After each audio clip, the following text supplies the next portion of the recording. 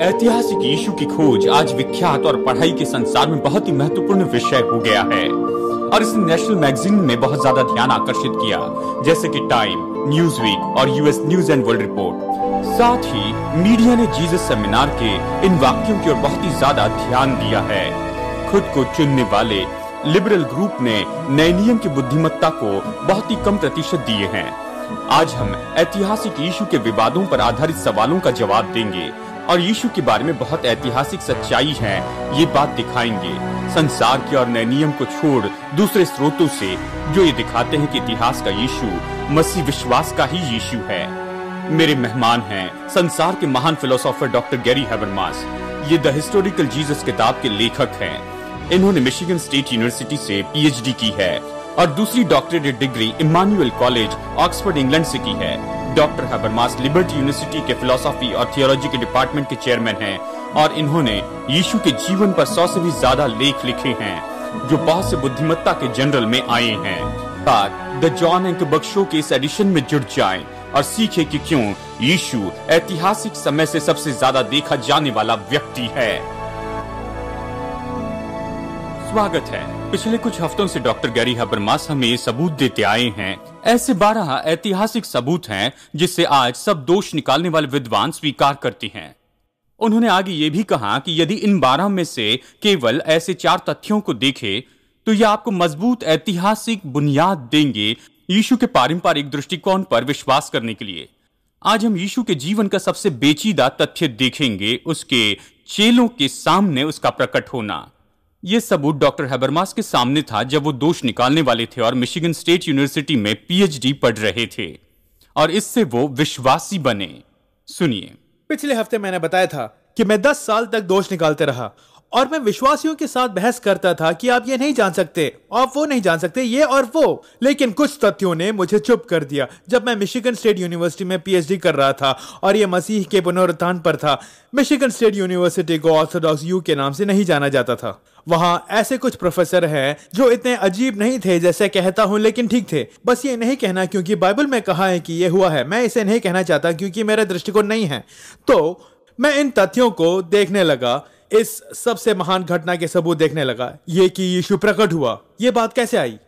प्रकट होने के बारे में कहते हुए चलिए इसके एक भाग से शुरू करते हैं। ये कहानी तो सब लोग मानते हैं। रेजिनाल्ड फुलर कहते हैं ये नए नियम का बिना विवाद का सत्य है कि चेलों ने कम से कम विश्वास किया कि जी उठे यीशु को देखा है। यह क्यों सच है? क्योंकि जब भी कोई किसी चीज के लिए अपनी इच्छा से अपना जीवन देता है, किसी भी कारण से, चाहे वो कम्युनिस्ट क्यों ना हो, चाहे ग्रेनेड पर कूदने वाला कोई हो, या दूसरे विश्व युद्ध में से कोई हो, या सुसाइड ट्रक ड्राइवर हो, जिम को मारने वाला हो, डेविड को मारने वाला हो, या कॉमेट के लोग जो उठाए जाने पर विश्वास करते हैं, जहर पीकर लेट जाते हैं और मरते हैं।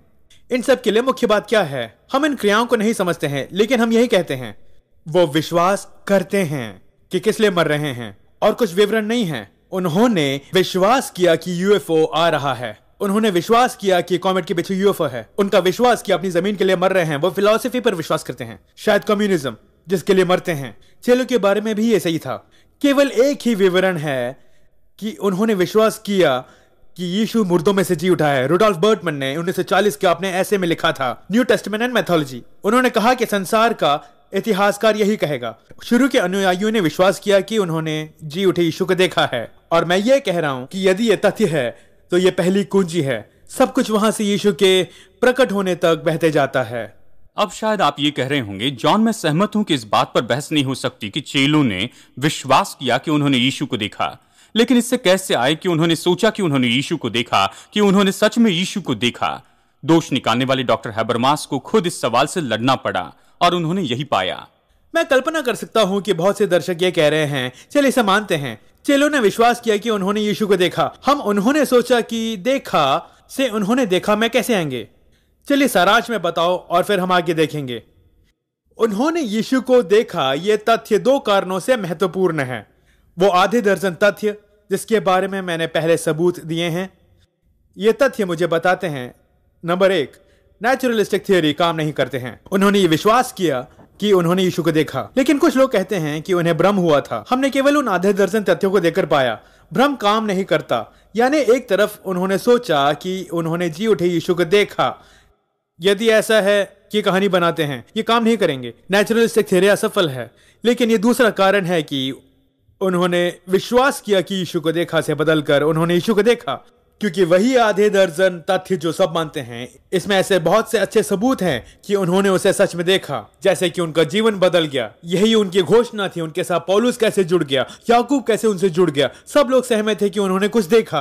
अब चलिए एक कहानी बताता हूं जिससे आप इसे समझ पाएंगे। मसीहियत में ऐसा क्या है जो दूसरे आस्थाओं में नहीं है? जिम जोन्स के अनुयायी मानते थे वो मसीहा था, वो गलत थे। डेविड क्रश भी। कॉमेट लोगों के बारे में क्या? वो विश्वास करते हैं कि उनके लिए यूएफओ आ रहा है। कोई भी विश्वास के बारे में गलत हो सकता है। चलिए चेलों के बारे में अलग बात बताऊं। उन्होंने केवल ये नहीं कहा कि यीशु मसीहा है और वो मुर्दों में से जी उठा है। उनका मुख्य दावा था कि हमने उसे देखा। पौलुस ने कहा कि यदि मसीह मुर्दों में से नहीं जी उठता, उसके प्रकट होने की सूची देने के बाद 1 कुरिन्थियों 15 में, कि हमारा विश्वास व्यर्थ है। अब मैं एक सामान्य उदाहरण दूंगा। किसी दुकान में खरीदारी। यदि मैं दुकान में मिलूं और कल हमारी मुलाकात हुई थी, मुझे हमारी बातचीत याद होगी कि याद है हम पालक के बारे में कल बात कर रहे थे। और क्या होगा कि ऐसे बहुत से लोग वहां होंगे और हम इस तरह की बात करते जा रहे हैं। एक बार 2 लोगों ने देखा, एक बार केवल मैंने देखा, तो एक बार 5 लोगों ने देखा। चलिए इसे और आगे कहे कि 11 या 12 लोगों ने आपको दुकान में देखा। अब यह कहना तो बहुत मुश्किल होगा कि कहें आपने मुझे कल नहीं देखा था। खासकर मेरे साथ ऐसे लोग हैं जो कहते हैं ओ कम ऑन, हमने कल आपको दुकान में देखा। 1 ने देखा, 2 या 3 ने देखा, पूरे समूह ने देखा। चलिए केवल यह घोषणा नहीं कर रहे थे कि मैं उसके दावों पर विश्वास करता हूं कि वो परमेश्वर का पुत्र है। विश्वास है कि परमेश्वर ने उसे जिलाने के द्वारा छुड़ाया है। विश्वास है कि वो जी उठा है। इनमें से कुछ दावे शुरू में इतने अलग नहीं दिखते हैं जैसे दूसरे लोगों ने विश्वास किया। चेलों ने और भी कुछ जोड़ा है। मैंने तुम्हें देखा है, मैंने तुम्हें छुआ है, ये पूरा अनुभव रहा है। जब तुम प्रकट हुए तो मैं चौंक गया, लेकिन प्रकट होने के बाद सुसमाचार कहता है उसने खाया, वो चला, उसने किनारे पर भोजन पकाया, मतलब सामान्य काम कर रहा था। ये दुकान का अनुभव है। अब क्या होगा यदि मैं आपको दुकान में देखूं और हमने आपको देखा अकेले में, और 2 और 5 और 10 लोगों ने देखा, और पौलुस कहता है कि एक बार 500 ने देखा। ये ऐसा नहीं चलेगा। लेकिन बात यह है कि जब आप वहां किसी को देखते हैं, तो जब समूह में देखते हैं तो निश्चित होते हैं। और अगर मैं आपकी फ्यूनरल में था तो क्या? यदि मैं आपकी फ्यूनरल में था पिछले हफ्ते और आज रात को मैं आपको दुकान में देखता हूं और मेरे दोस्त भी आपको दुकान में देखते हैं, तो किसी को सहमत करने के लिए कितने सबूत लगेंगे कि हमने आपको देखा है? ज्यादा नहीं, 1 से भला 2 है। इसके लिए हर तरह की कहावत है। लेकिन बात यह है, मैं 2 बातों के लिए सहमत हो सकता हूं। मैंने कफन में देह देखी है, मैंने आगे बढ़कर आपको छुआ भी, और आप मरे थे। और मैं आपको दुकान में भी देखता हूं। अब मुझे नहीं पता किसे कैसे बताऊं, लेकिन यह पूरी तरह साबित करने वाली घटना है। मैंने आपको भोजन उठाते हुए देखा, मैंने आपको चलते हुए देखा, बोलते देखा। मैं कह रहा हूं कि चेलों ने केवल यह नहीं कहा मैं यीशु पर विश्वास करता हूं, उन्होंने कहा हमने यीशु को देखा और किसी तरह से हमने इसके साथ न्याय करना होगा। मैंने आपको देखा है। और जैसे लुइस कहते हैं, पुनरुत्थान ही चमत्कारी है, और चलना और बोलना और किनारे पर का भोजन, ये सब ये सामान्य घटना है जो हम देखते हैं। और दुकान तो सामान्य घटना है। पिछले हफ्ते देखा और आज दुकान में देखा। जानते हैं, मैं इसे जीवन भर याद रखूंगा। जब भी संदेह हो तो दोस्तों के पास जाऊंगा और वो कहेंगे वो साथ थे, हमने आपको देखा। मैं सोचता हूं कि हम यही देख रहे हैं। जी, चेलों ने विश्वास किया। उन्होंने विश्वास किया कि यीशु जी उठा। उन्होंने विश्वास किया कि वो मसीहा है। लेकिन इसके साथ उनके पास वो बात थी जो किसी के पास नहीं थी। मैंने आपको दुकान में देखा है, हमने आपको समूह में देखा है। मेरा विश्वास आपको दुकान में देखने पर है। मैं सोचता हूं कि यह मजबूत है, और इसी कारण चेले बहुत उत्साहित थे और सहमत थे कि देखना तो विश्वास करना है। अब 250 साल पहले चमत्कार के बारे में एक विख्यात ऐसी था। डेविड ह्यूम्स ने कहा कि वो चमत्कार को स्वीकार नहीं करेंगे क्योंकि ऐसी घटना के विरुद्ध में बहुत से सबूत होते हैं, यानी बहुत से अनुभव नहीं हैं जो हमें इस निष्कर्ष पर लाते हैं, उदाहरण के लिए कि जो लोग मरते हैं वो फिर से जीवित नहीं होंगे। लेकिन कौन से नए सबूत इस क्षेत्र में हमारे मन को बदल सकते हैं? क्या यही नए सबूत यीशु के चेलों को दिए गए थे?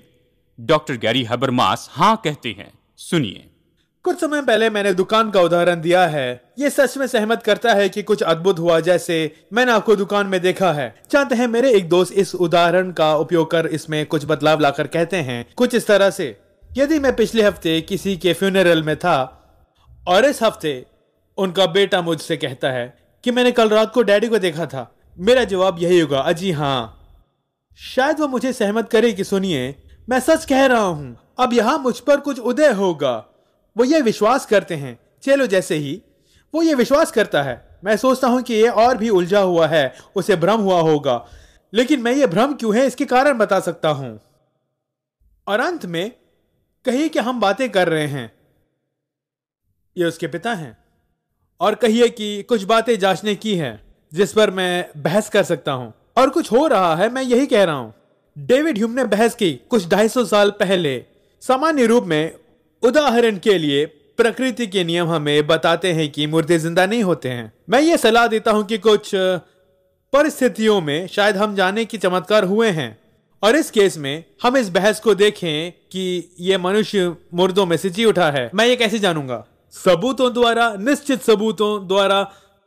मेरे दोस्त ने उन्हें देखा, भ्रम काम नहीं करता है, एक साथ देखा है। और यदि हम अपने दोस्तों को बताएं और उनमें से 10 ने उसे देखा हो, मैं कह रहा हूं कि डेविड ह्यूम का सामान्य मुद्दा था कि मुर्दा जिंदा नहीं होते, ये झूठा है एक खास परिस्थिति में।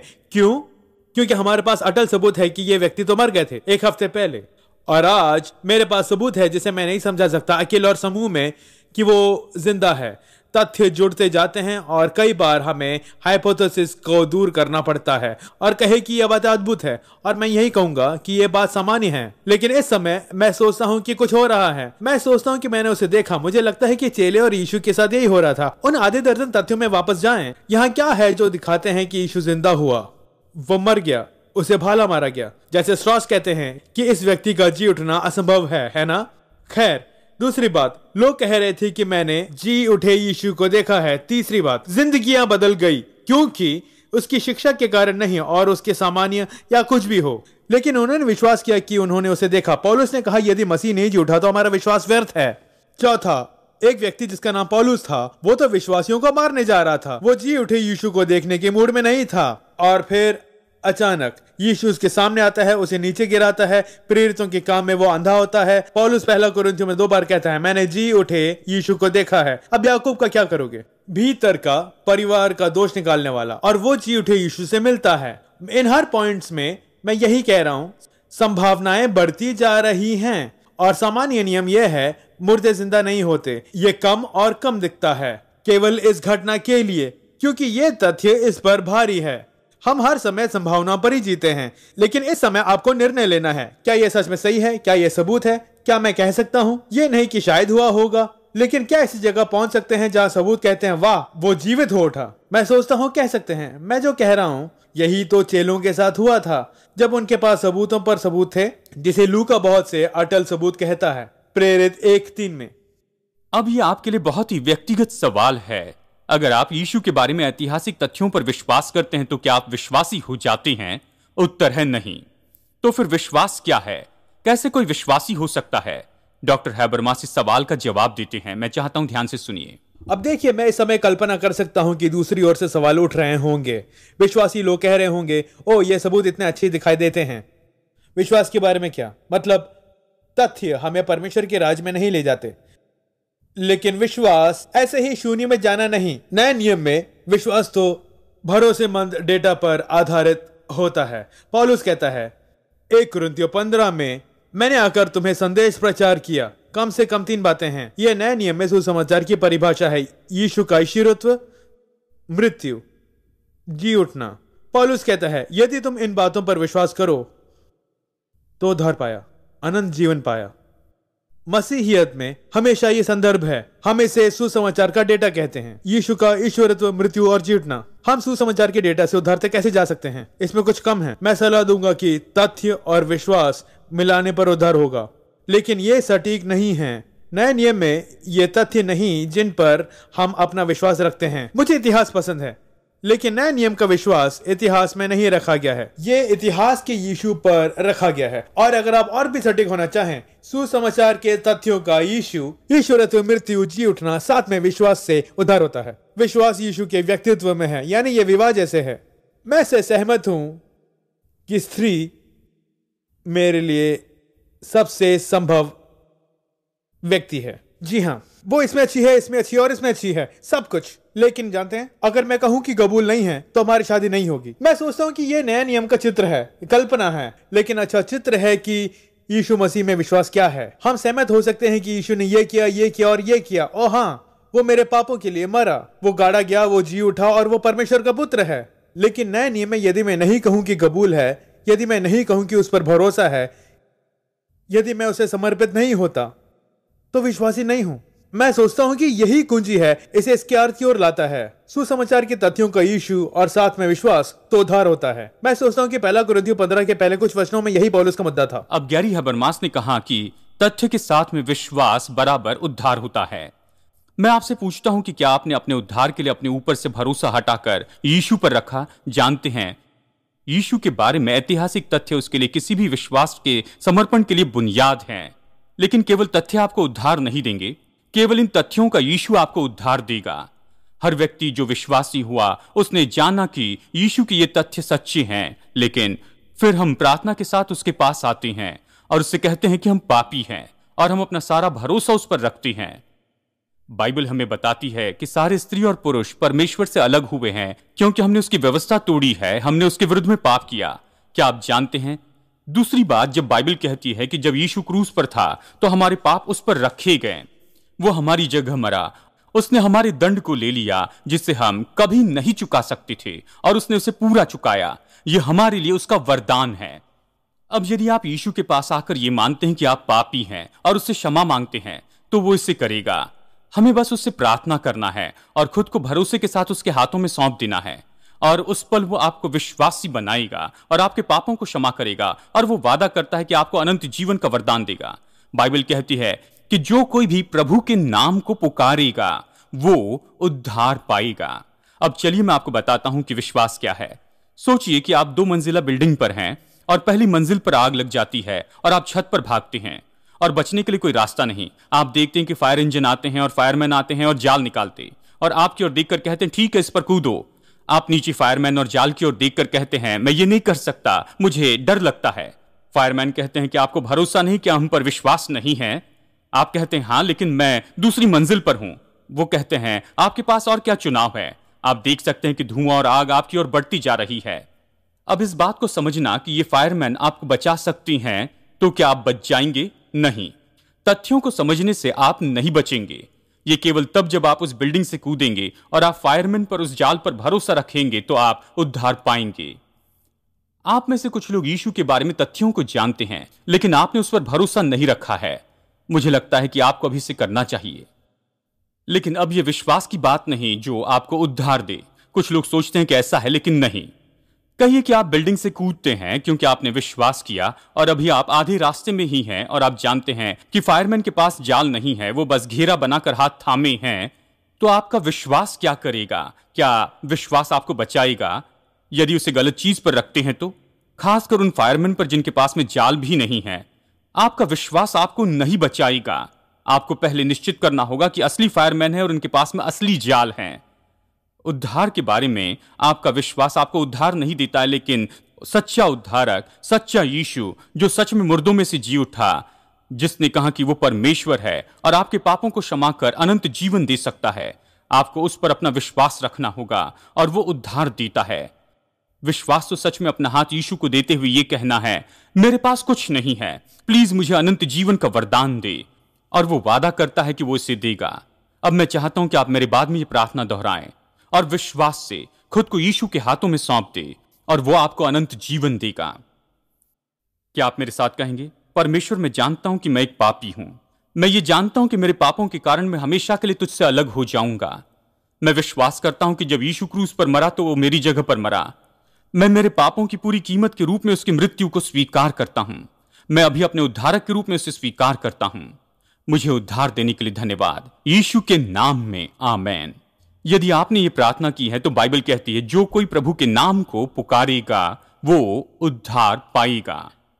और कुछ लोग ये कह रहे होंगे, जानते हैं जॉन, अभी मैं कुछ नहीं कर सकता। यदि आप मसीह पर भरोसा करने में देरी करते हैं, डॉक्टर हैबरमास के पास इसके लिए अंतिम वचन है, सुनिए। अब यदि आप ये सोच रहे हैं, देखिए मुझे पता नहीं, मैं अविश्वासी हूं, मैं गैर मसीह हूं, मैं एग्नोस्टिक हूं, मैं नास्तिक हूं, जरूर, आप जा सकते हैं यीशु पर विश्वास किए बिना ही। लेकिन क्या आप जानते हैं, मैं नहीं सोचता कि आप जाते हुए ये कहेंगे कि इसका कोई डेटा नहीं है। मैं नहीं सोचता कि आप जाते हुए कहेंगे कि कोई तथ्य नहीं है। मैं सोचता हूं कि आप 6 तथ्यों की सूची को घटना चाहेंगे और इनमें से हर एक पर अलग बहस करेंगे। जानते ही ये सब कहां ले जाता है? पौलुस कहता है कि पुनरुत्थान के कारण ही मृत्यु का डंक नहीं है। पुनरुत्थान के कारण ही कब्र की कोई विजय नहीं है। यीशु के पुनरुत्थान के कारण ही हम अनंत जीवन पा सकते हैं। हमें पौलुस जैसे ही कहना चाहिए, मैं यीशु को स्वीकार करता हूं। यह सब समर्पण है। पता है, आपको शायद लगे कि आपके लिए कोई सही है, लेकिन कबूल नहीं तो शादी नहीं। यदि यीशु को स्वीकार नहीं करें तो आपके पास क्या है? आपने अभी तक उसकी शिक्षा को स्वीकार नहीं किया। हे मृत्यु, तेरा डंक कहां है? हे कब्र, तेरी विजय कहां है? मैं आपको यीशु के वचन के साथ छोड़ता हूं, क्योंकि मैं जीवित हूं, तुम भी जीवित रहोगे। आज हमारे साथ में जुड़ने के लिए